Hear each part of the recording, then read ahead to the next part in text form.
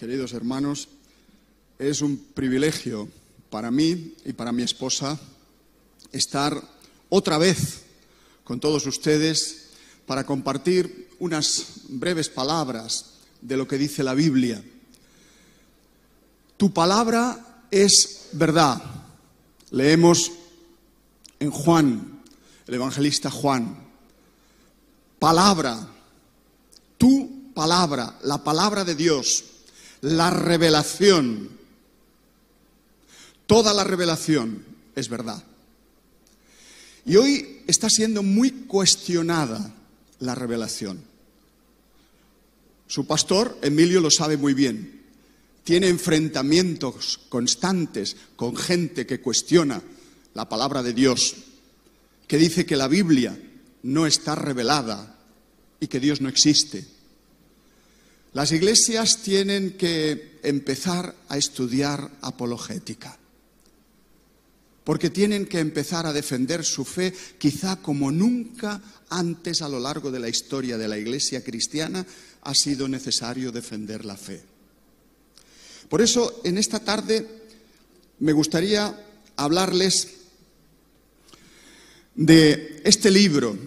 Es un libro muy viejo, es un libro clásico que muchos conocerán. La Biblia tenía razón. Werner Keller, un periodista alemán, a mediados de los años 50, escribe este libro que se va a convertir en un bestseller. Pero un bestseller que se va a traducir a numerosos idiomas, más de 20 millones de copias. Y lo que explica este libro son pruebas arqueológicas, pruebas que han desenterrado ciudades, monumentos, ruinas, objetos que demuestran la veracidad de la Biblia, que la Biblia no miente. Más de 53 ciudades citadas en la Escritura y que los escépticos ponían en duda, fueron halladas tal como están en el libro de los Hechos.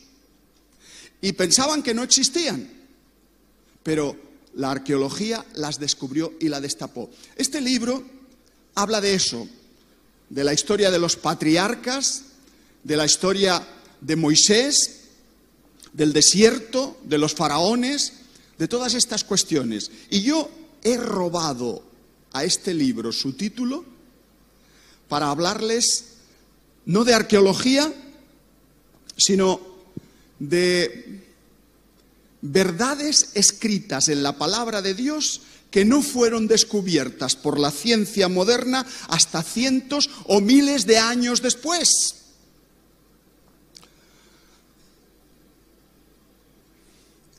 Este hombre escribe en su libro: ante la abundancia enorme de resultados auténticos y seguros, se me hace cada vez más patente, a pesar de la crítica impregnada de duda de que se ha hecho blanco a la Biblia desde la época de la Ilustración hasta nuestros días, esta idea, que la Biblia tenía razón. Esto es lo que él escribe y vamos a ver cuáles son estos detalles sorprendentes. ¿Cómo podían saber los autores bíblicos cosas que no se conocían en su época, que la gente común no entendía? Y ellos dijeron esas cosas, esas afirmaciones, quizá muchas veces sin comprenderlas ellos mismos, pero que luego la ciencia, años más tarde, ha podido corroborar. La probabilidad de que estas nociones científicas ocurrieran por casualidad es tan insignificante que caen fuera de la razón humana. Y es que la Biblia es un libro misterioso. La Biblia es un libro que conviene leer, que conviene escudriñar, porque dice cosas no solo que afectan al ser humano, a la moralidad del ser humano, a la espiritualidad humana. No solo la Biblia presenta el camino de la salvación, sino que la Biblia dice verdades científicas que luego fueron también corroboradas. Fijaos, vamos a empezar por la primera, la cosmología. La Biblia dice que el universo empezó a existir, que el universo tuvo un principio. La primera frase de la Biblia es esa: en el principio creó Dios los cielos y la tierra. Y eso, como lo hemos leído tantas veces, nos parece una obviedad, ¿verdad? Pero es que cuando la Biblia dijo eso, cuando se escribieron esas palabras, todos los pueblos de alrededor de los hebreos, del pueblo hebreo, creían que el mundo era eterno, que el mundo no había tenido principio y que tampoco tendría fin. La palabra crear, bara, en hebreo, se refiere siempre a algo radicalmente nuevo que antes no existía. Bara solo se utiliza para aquellas cosas que aparecen por primera vez. Según la Escritura, el universo fue creado a partir de la nada por un Dios trascendente y único que existía, que preexistía antes del universo. Dios sí que era eterno. Dios no había tenido principio. Dios no tendrá fin. Y se pregunta el escéptico, el biólogo ateo Richard Dawkins, ¿quién creó a Dios? ¿Quién hizo a Dios? Pero bueno, vamos a ver, a mí esa pregunta me la hace mi nieto que tiene 5 años. Un niño puede hacer esas preguntas. Pero ¿quién creó a Dios? Si Dios hubiera sido creado por alguien, ya no sería Dios. Sería un ídolo. Sería un invento humano. Cuando hablamos de Dios, hablamos de la eternidad, de la omnisciencia, de la omnipotencia, de la sabiduría suprema. Eso es el concepto de Dios. Todos los demás pueblos tenían concepciones acerca de la eternidad del mundo. Nadie se creía que el mundo hubiera tenido un principio. Sin embargo, el pueblo de Israel asume que Dios crea el universo, crea la vida y crea al ser humano. En un poema acerca de la creación que encontramos en el pueblo mesopotámico, el Enuma Elish, que veis aquí, Enuma Elish quiere decir, en aquel idioma tan antiguo, cuando en lo alto. En ese poema se dice que en el momento, en el principio de todo, hay 2 principios eternos, 2 cosas que habían existido siempre. Uno es Apsu, las aguas dulces de los ríos, y el otro principio eterno es Tiamat, las aguas saladas del mar. Fijaos qué concepción tenía el pueblo mesopotámico. Lo que era eterno era la materia del agua, tanto el agua dulce como el agua salada. Y de la unión de estas 2 aguas van a surgir los 3 primeros dioses sumerios. O sea, justamente al revés de lo que plantea la Biblia. Según los sumerios, primero fue la materia, y de la materia salieron los dioses. Al revés que lo que dice el libro de Génesis, que primero fue Dios, Dios era eterno, y Dios crea la materia. El primer dios, Anu, es el dios del cielo. El segundo, Enlil, el dios de la tierra. Y el tercero en aparecer es Ea, el dios del mar. Claro, estos dioses, los hijos que tuvieron, no eran dioses bondadosos como el Dios de la Biblia. Eran dioses guerreros, dioses belicosos. Los propios hermanos, los propios parientes, luchan entre sí y Marduk mata al dios Tiamat. Marduk era el dios por excelencia de Babilonia. Y va a matar a Tiamat.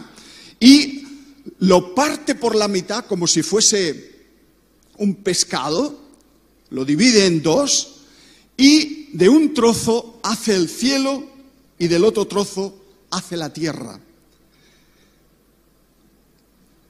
Algunos autores creen que el relato bíblico de la creación está inspirado en el poema mesopotámico de la creación. Pero es que esto es una barbaridad. Decir que el relato bíblico de Génesis se inspira en este relato, en el Enuma Elish mesopotámico, es que las diferencias son abrumadoras. ¿Cómo se puede llegar a tal conclusión? Un monoteísmo ascético, justo, un Dios que es la pura justicia personificada, ¿se va a comparar con el politeísmo grosero del pueblo sumerio? ¿Cómo es posible confundir la creación de la materia con la eternidad de la materia que hay en los pueblos de los ríos Tigris y Éufrates? Sin embargo, dejando a los sumerios, nos vamos al mundo egipcio, las pirámides de Egipto, los faraones que aparecen también en la Biblia. Pues la cosmología de Egipto creía también en la eternidad del mundo, a diferencia del relato de la Biblia. Creía que había una masa también acuosa eterna, y de esa masa tenebrosa y abismal, que se llamaba Nou, pues ahí, en esa masa, estaban los gérmenes de todas las cosas. De esa masa saldría el huevo cósmico que daría origen al famoso dios egipcio Ra, el dios Ra. Y de este salen todos los demás dioses de Egipto. Fijaos, la misma concepción del pueblo sumerio. Primero es la materia eterna, y de la materia salen los dioses. Al revés de lo que dice la Biblia. Vamos al pueblo griego, los famosos filósofos griegos de la antigüedad, el imperio griego. Pues Aristóteles, en el siglo IV antes de Jesucristo, y también Platón, creían que la materia, el movimiento y el tiempo habían existido eternamente. Otra diferencia fundamental con la Escritura. Pues bien, esta idea de eternidad del mundo va a dominar en la humanidad hasta prácticamente el siglo XX. Los científicos de principios del siglo XX estaban convencidos de que la idea de creación a partir de la nada era una idea religiosa, no científica. Lo que era científico es creer que el mundo era eterno, que la materia había existido siempre. Eso es lo que se creía hasta este momento. Y resulta que encontramos gente como el premio Nobel August Arrhenius, que era sueco, era físico y químico, y se le dio el premio Nobel por trabajos sobre la electrólisis. Pues este hombre escribe: la creencia de que algo pueda surgir de la nada está en contradicción con el estado actual de la ciencia, según la cual la materia es inmutable. O sea, en aquella época se pensaba que la energía ni se crea ni se destruye, solo se transforma. Que la materia, por tanto, ha existido siempre. Y que lo que decía la Biblia, de que Dios creó el mundo a partir de la nada, ex nihilo, eso era una idea falsa, una idea mítica, religiosa, propia de la Biblia. Pues bien, llegamos al año 1946 y el astrónomo George Gamow, tomando las ideas de otros anteriores a él, como Georges Lemaitre, que era un cura belga, dice que quizá el universo no es eterno. Quizá hemos estado equivocados durante 20 siglos. Quizá el mundo empezó a existir en un momento determinado. Y todo el mundo dice, claro, es un cura, ¿qué va a decir? Va a aceptar lo que dice la Biblia, que Dios creó. Y al principio aceptaron su teoría del Big Bang con cierto rechazo. Pero este hombre, George Gamow, va a insistir y va a imponer el modelo teórico del Big Bang. El mundo entra en una gran explosión, el mundo empieza a existir a partir de la nada. De manera que hoy la ciencia ha dado un vuelco espectacular. 2000 años diciendo que el mundo era eterno. Y ahora la ciencia dice que la Biblia tenía razón. Que el libro de Génesis estaba acertado. Que el mundo empezó a existir a partir de la nada. Que no es eterno. A lot of people in the church look at the Big Bang as some kind of godless myth. Rather, you need to see it as an opportunity to demonstrate to people outside the church and the Christian community that the Bible indeed is accurate when it speaks about the universe and indeed is the inspired, inerrant Word of God. It's the Bible that for thousands of years was the only text that was saying we live in a universe with an actual space-time beginning, where God is doing things before He creates our universe of matter, energy, space, and time. For thousands of years, it was the only text that was saying we live in a universe that continuously expands. And likewise, the statements it makes about the fact that we live in a universe where the laws of physics don't change and where the universe is dominated by a pervasive law of decay. Now, what you learn in physics, junior high physics, is that any system that expands under the influence of the second law of thermodynamics must get colder and colder as it expands.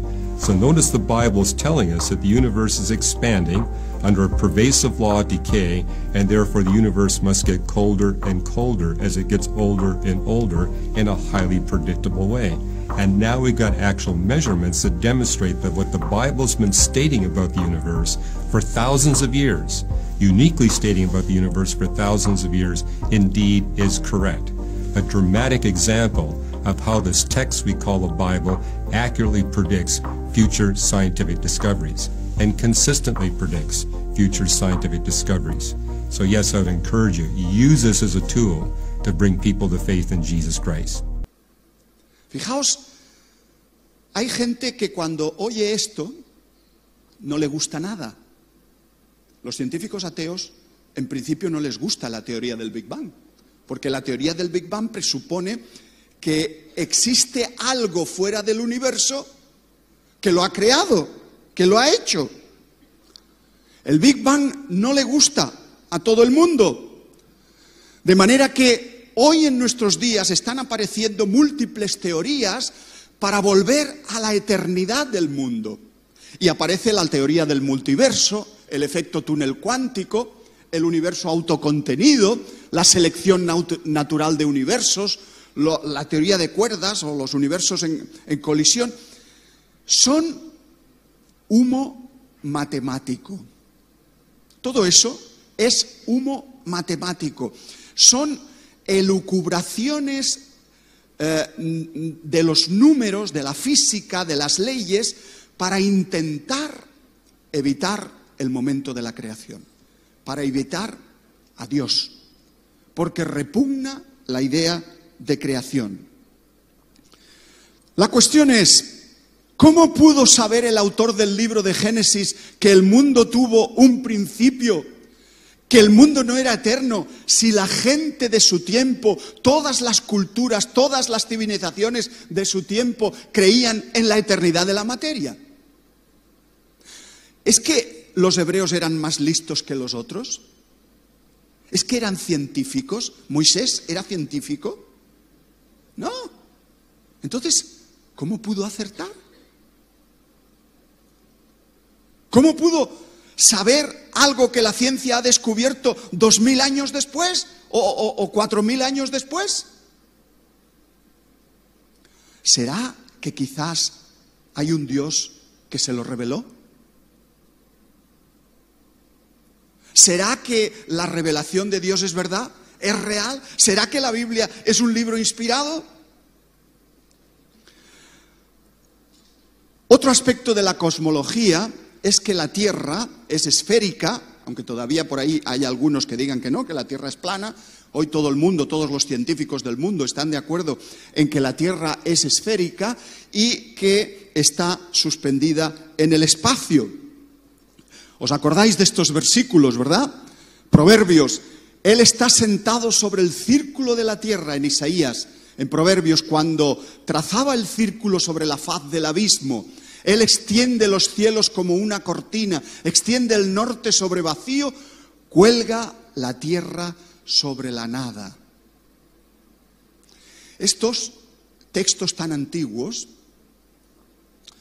que fueron escritos cuando era imposible que la gente supiera que la tierra era una esfera que flotaba en el espacio, en aquella época suponían una grave paradoja, porque todas las demás culturas, todas las demás civilizaciones no tenían estas concepciones. ¿Cómo podían saber los autores del Antiguo Testamento cosas que no fueron descubiertas hasta muchos años después? Ninguna civilización de la antigüedad creía que la tierra era una esfera que flotaba en el espacio.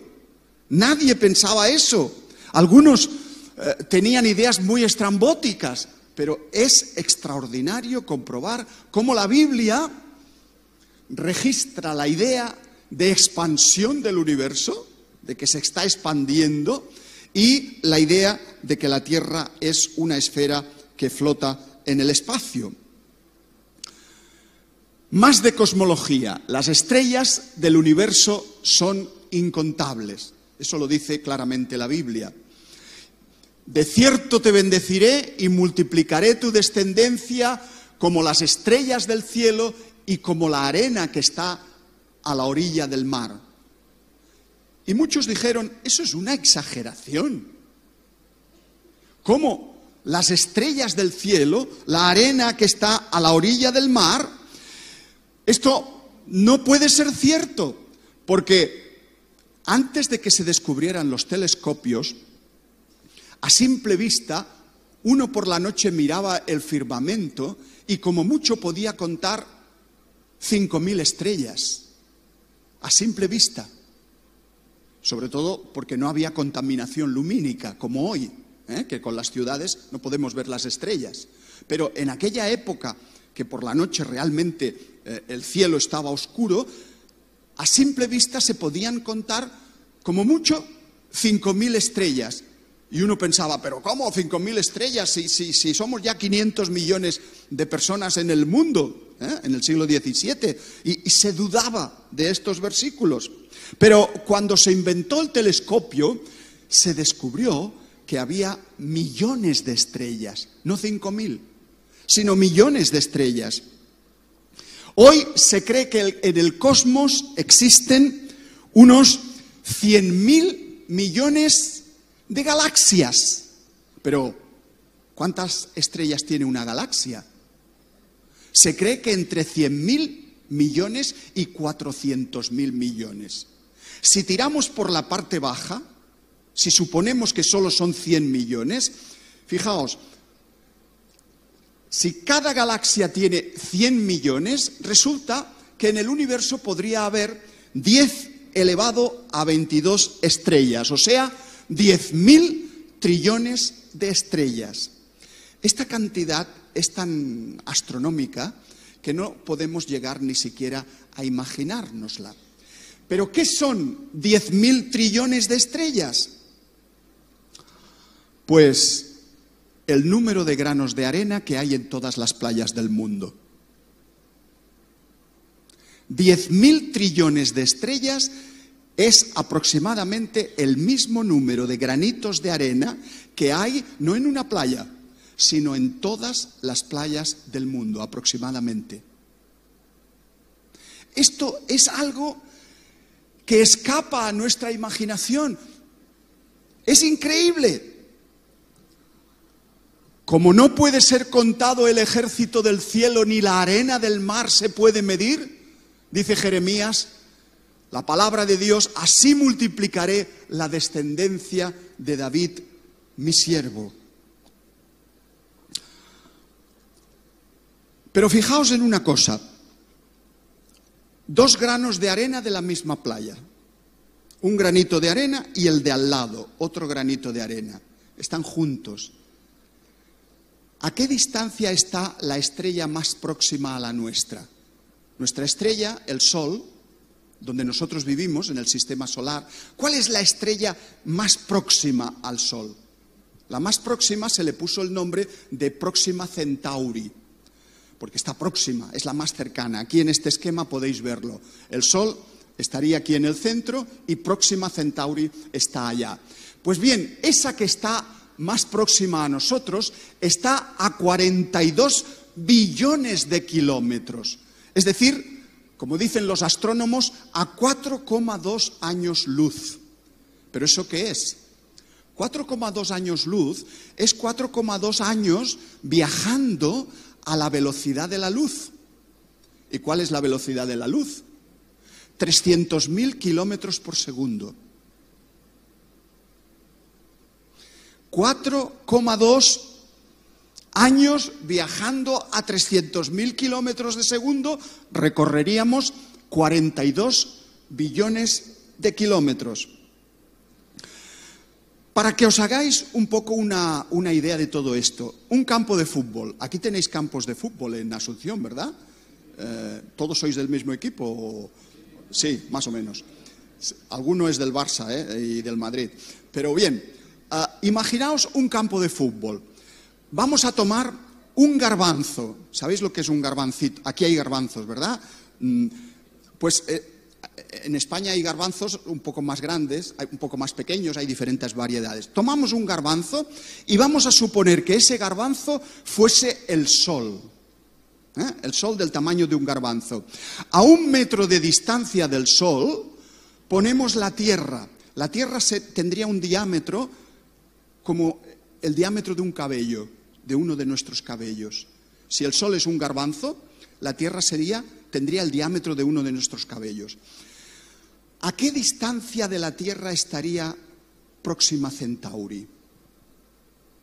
La estrella más próxima al Sol. Id diciendo, ¿dónde podría estar en el campo? ¿A qué distancia del garbanzo del Sol podría estar la estrella más cercana al Sol que existe en la realidad, Próxima Centauri? ¿En alguna portería? En alguna portería. ¿Alguien dice más? ¿En las gradas? ¿En las primeras o en las últimas? Fijaos.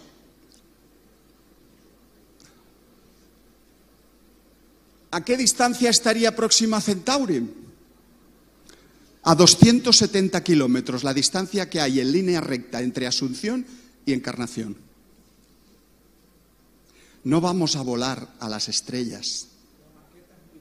La maqueta es... Imaginaos la distancia real que existe en el espacio. Es imposible. A veces se les dice a los muchachos, bueno, enviaremos una sonda al espacio y esta sonda permitirá que conozcamos el espacio y viajaremos y los muchachos juegan con los videojuegos y van a las galaxias lejanas y viajan a otras estrellas y hay la guerra de los mundos, de las galaxias.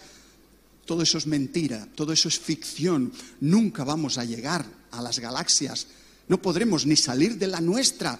Alguno dice, bueno, quizá descubramos algún combustible o alguna forma de energía o podamos llegar a volar a la velocidad de la luz. Para ir del grano de arena de una playa al grano de arena que hay al lado de esa misma playa, necesitaríamos 200.000 años viajando a la velocidad de la luz. No vamos a colonizar las estrellas, no vamos a salir de mucho más lejos de la nuestra. Fijaos lo máximo que hemos conseguido. Esta sonda, la sonda Juno, alcanzó en el año 2015 los 265.540 kilómetros por hora. No es la velocidad de la luz. Esto supone un 0,02% de la velocidad de la luz. Es muy poco. Y se nos dice que volamos a las galaxias, pero eso es absolutamente imaginario. No vamos a viajar a las estrellas. El día 1 de febrero del año 2003, el antiguo presidente Bush de los Estados Unidos salió por televisión. Era un sábado por la mañana Normalmente el presidente nunca salía el sábado por la mañana. Y empezó a leer un versículo de la Biblia para que todo el país lo escuchara. Y leyó este versículo, Isaías 40, 25. ¿A qué pues me haréis semejante o me compararéis? Dice Dios. ¿A qué se asemeja Dios? Empezó con este versículo. Había habido un problema. Había habido un grave accidente.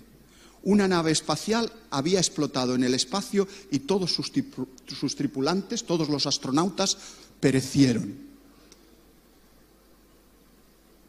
Estas personas, gente preparada, gente instruida, ingenieros, matemáticos, físicos, astrónomos relevantes, estallaron en el espacio. Y el presidente Bush tuvo el desagradable trabajo de tener que anunciarle a la nación lo que había pasado, el grave accidente. El mismo Dios que creó las estrellas y las llama por su nombre es el que conoce también los nombres de los 7 astronautas que murieron hoy. Eso es lo que dijo Bush. El país quedó conmocionado.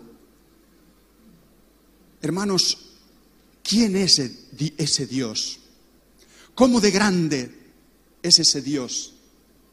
Yo sé que cada uno de nosotros tiene una idea de Dios metida en la cabeza. Pero Dios es más grande que esa idea que tú tienes. ¿Cómo es Dios? A veces nos imaginamos a Dios como un ángel. Pero Dios no es un ángel. Dios es el infinito, la superación elevada a la enésima potencia de lo que es un ángel. Nosotros sabemos lo que es el amor. Dios es el amor elevado al infinito. Nosotros sabemos lo que es el perdón. Dios es el perdón elevado a la enésima potencia. Nosotros sabemos lo que es el sufrimiento. Dios sufrió lo indecible porque era santo, por morir por el ser humano. ¿Qué imagen de Dios tienes tú? A veces nos hemos hecho un Dios pequeño, un Dios insignificante. Nuestro Dios es el Dios que ha creado el universo, que ha creado esas distancias casi infinitas. Es el Dios de las galaxias. No es un Dios impotente. No es un Dios cobarde. No es un Dios que tenga miedo de los escépticos, de los ateos. Es el Dios de poder.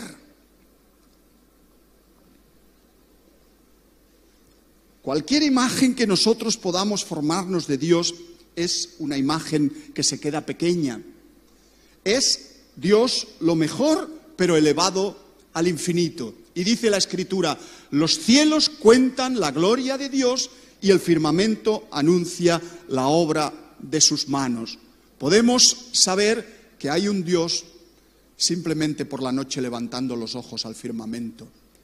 Viendo las estrellas podemos saber que hay un Dios.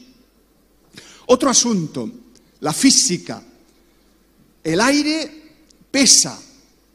El aire tiene peso, pero eso no se supo, la ciencia no lo descubrió hasta el siglo XVII.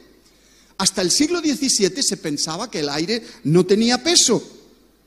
Tuvo que venir este científico, Torricelli, el inventor del barómetro, para demostrar que una columna de aire impulsaba el mercurio y eso demostraba que el aire tenía peso.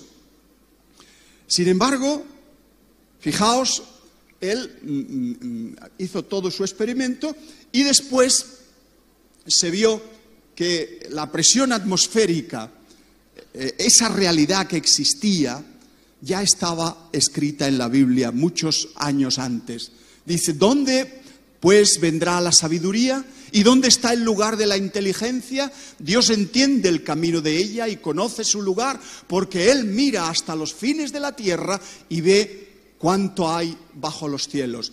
Al dar peso al viento, nadie creyó que el viento pesaba, que el aire pesaba, y poner las aguas por medida. Pero la Biblia ya lo decía mucho tiempo antes.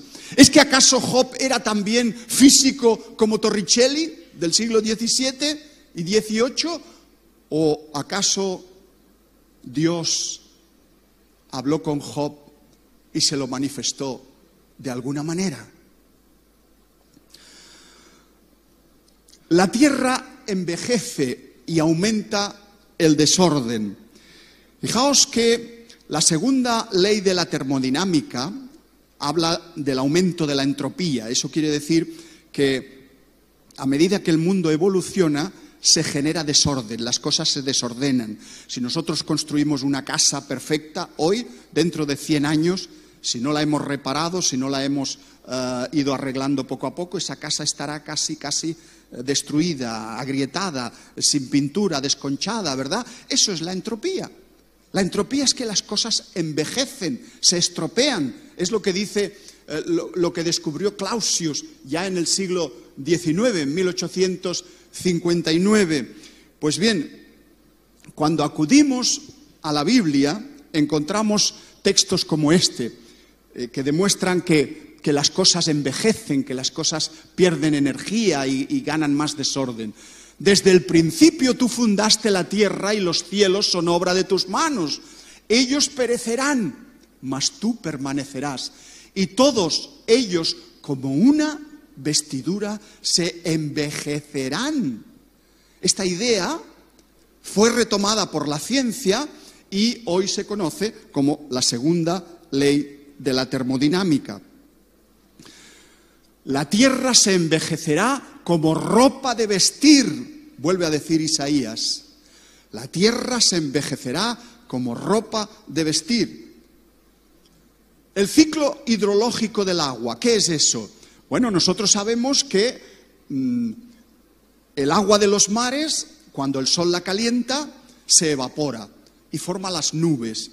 El viento arrastra las nubes, chocan con las montañas, las nubes se transforman en lluvia o en nieve o en granizo y eso forma los torrentes, los ríos, que como decía Jorge Manrique, van a parar al mar, donde es el morir, ¿verdad? Ese ciclo hidrológico del agua no se descubrió hasta muchos años más tarde. Los hombres en aquella época tenían concepciones muy diferentes del ciclo del agua.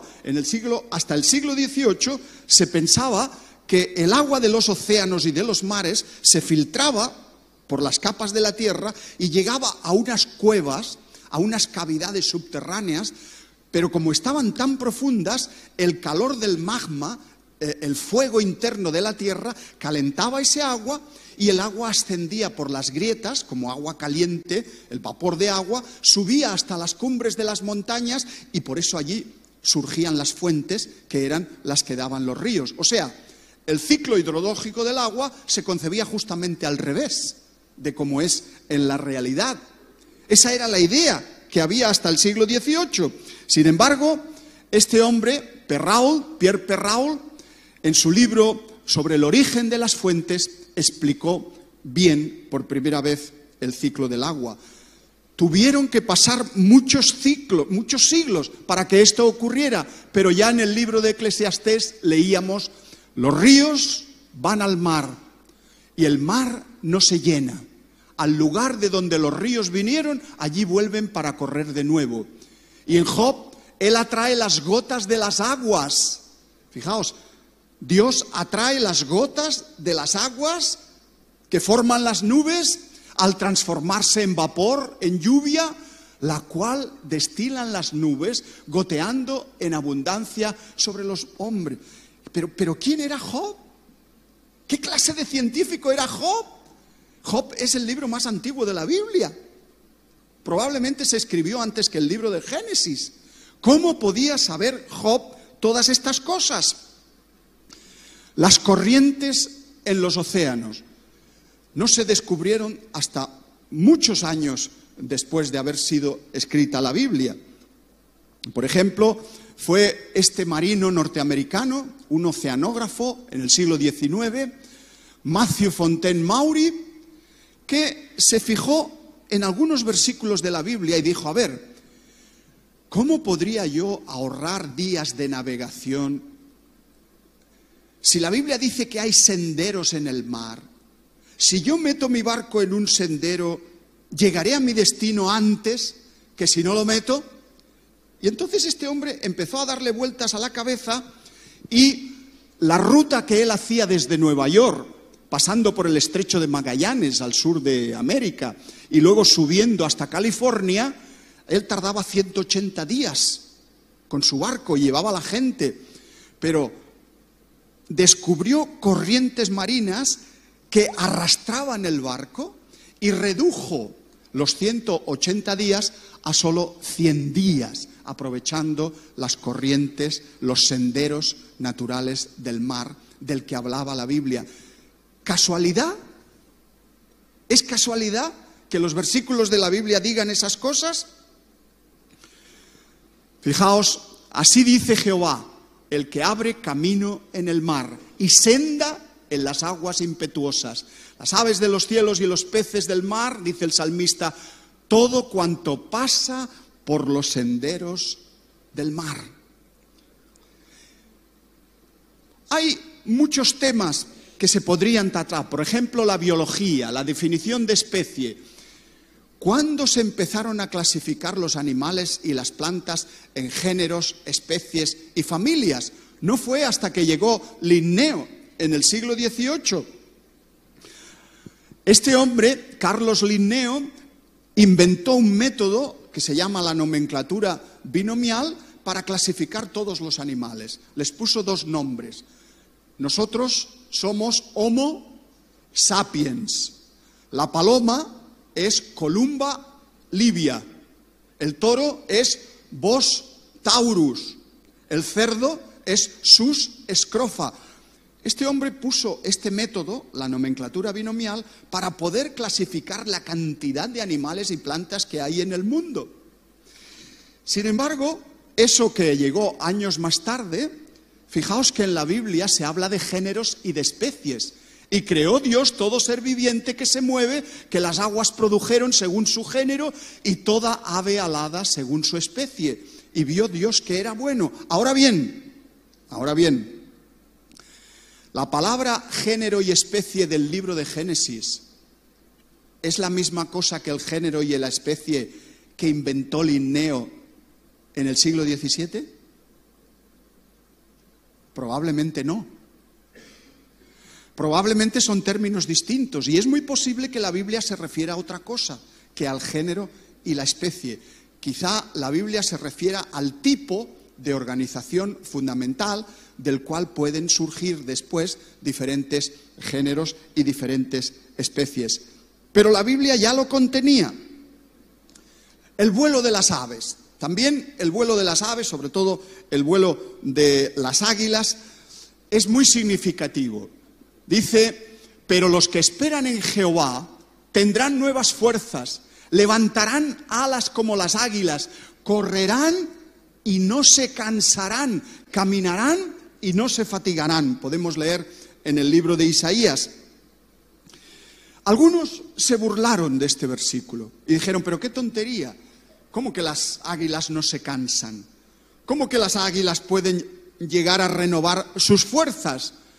En 1971 se descubrieron en los extremos de las alas de las águilas unas ranuras, las últimas plumas están como separadas, porque generan unos vórtices, unos remolinos de aire cuando vuelan, que disminuyen el rozamiento y facilitan el vuelo de estos animales.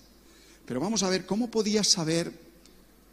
se podía saber en el Antiguo Testamento cosas que ha descubierto la aerodinámica en nuestros días. Esto ha sido algo muy curioso. Estas ranuras reducen la fricción del aire, permitiendo que puedan desplazarse durante kilómetros y kilómetros sin mover las alas, planeando, sin cansarse. Muchas compañías aéreas hoy han tomado ese diseño de las águilas y de otras aves rapaces y han doblado el extremo de las alas de sus aviones porque gastan menos combustible. ¿No es sorprendente todo esto? Alguien dice, no, es que la Biblia fue un libro inventado por los hombres, fue una leyenda, lo escribieron los hombres, no es un libro de Dios, no es un libro revelado por Dios. Queremos pruebas. Ahí están las pruebas. Solo hay que leer la Biblia. No se pueden tener pruebas si no se lee nunca la Biblia. Mucha gente habla de la Biblia y nunca se la ha leído. ¿Qué hay en relación a la medicina, en relación al cuerpo humano? Sabemos que todos los elementos químicos que hay en el ser humano, el carbono, el hidrógeno, el nitrógeno, el fósforo, el calcio, el hierro, todos los elementos químicos que constituyen las moléculas, las células de nuestro cuerpo, están también en la Tierra.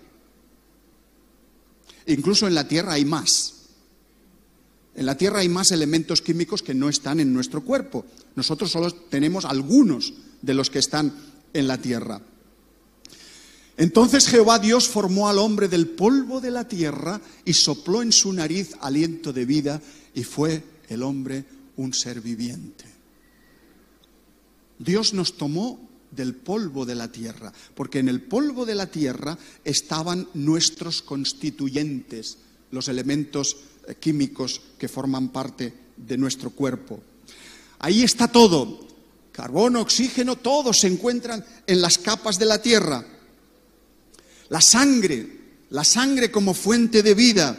Fijaos que este tema es muy importante para la Biblia, el tema de la sangre.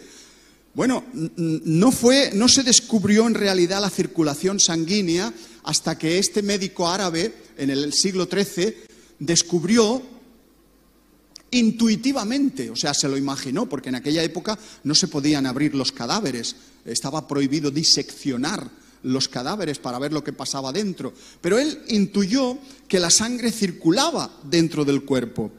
Más tarde, porque nadie le creyó en su época, más tarde vino Miguel Servet en el siglo XVI y tomando una traducción de aquel médico árabe al español, volvió a decir que la sangre circulaba dentro del cuerpo y que la sangre era la vida, portaba la vida, tal como decía la Biblia. Y por sus ideas teológicas fue condenado por la Inquisición Miguel Servet, acusado de hereje por Calvino, y murió en la hoguera en Ginebra.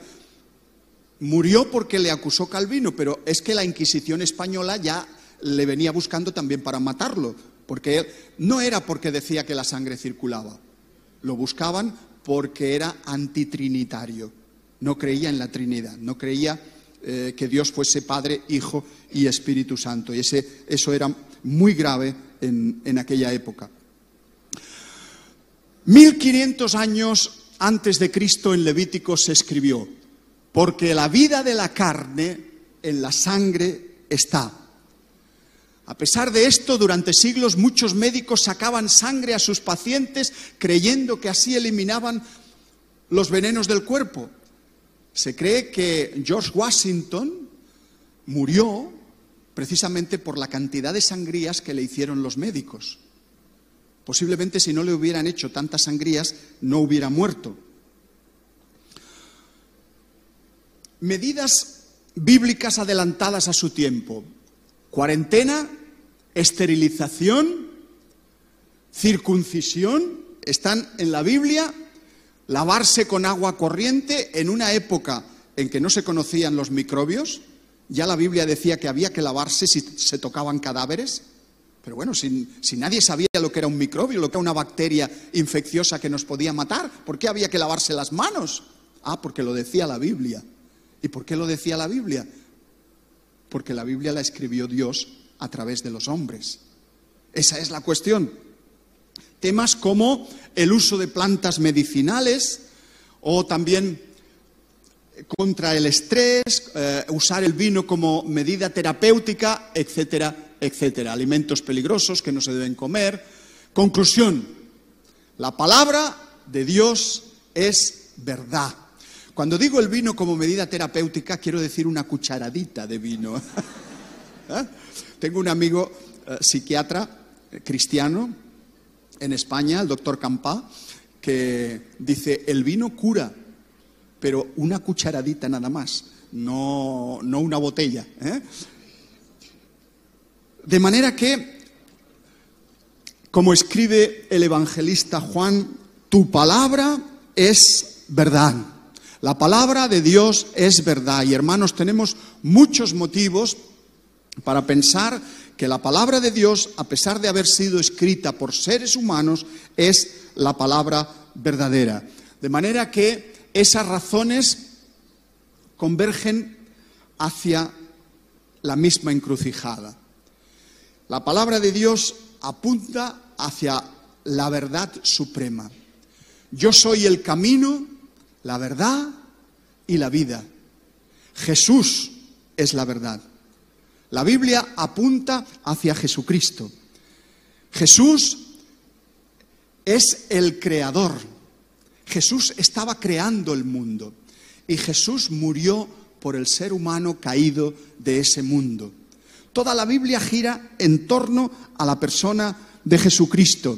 Y aquel verbo fue hecho carne y habitó entre nosotros y vimos su gloria, gloria como del unigénito del Padre, lleno de gracia y de verdad. De manera que cuando alguna vez os pregunten, ¿cómo sabes tú que la Biblia fue inspirada por Dios? Ahí tenéis suficiente material para darle que pensar a vuestros dialogantes. Decirle, mira, ¿veis estos versículos? Ahí os dejo grabada esa conferencia. Supongo que el que la quiera la puede obtener. Está ahí. Podéis copiar las citas, podéis copiar los versículos. Y ruego a Dios que Él os permita compartir vuestra fe con los amigos, con los compañeros, con los escépticos, con aquellos que dudan de la palabra de Dios. Porque la palabra de Dios es la verdad. Gloria a Dios, que Él os bendiga.